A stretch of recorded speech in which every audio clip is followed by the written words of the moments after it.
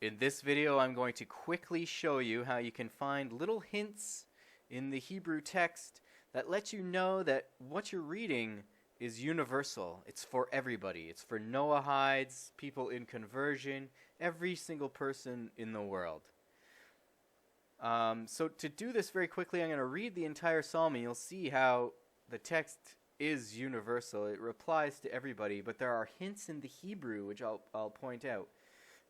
So let's begin. For the leader of David, in the Lord I take refuge. How can you say to me, take to the hills like a bird? Here's the word for bird here that they're using, and you can see that it's very similar to Zipporah, the name of Jethro's daughter and Moses' wife. Zipporah means bird. And then in the next one we can see, for see the wicked bend the bow, they set their arrow on the string to shoot from the shadows at the upright. So this is talking about the wicked attacking the upright. Very interesting here is yashar, which means upright, and there were non-Jews who were called yashar, upright. For instance, Job was one. But this is interesting because we saw bird and Zipporah, which is related to Jethro. Have a look at this. When it says they set their arrow on the string, here's on the string. The string of the arrow, or the string of the bow and arrow. The string of the bow, pardon me, is called Yitro. And this is the root of Yitro, or Jethro. And actually, Yetr was his name before he became Yitro. So Yetr is technically his real name.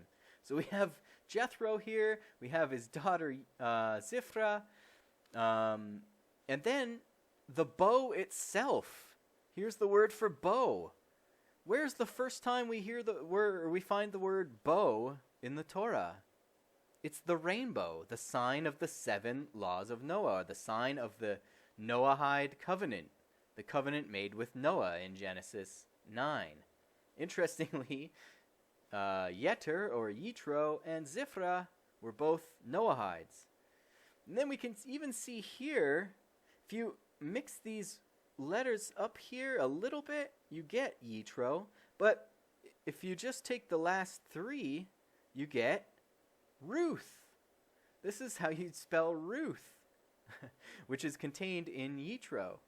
And she was famously a Noahide who converted. Very interesting. And then I'm going to leave it at that for the most part. But let's just go through the psalm. When the foundations are destroyed, what can the righteous man do?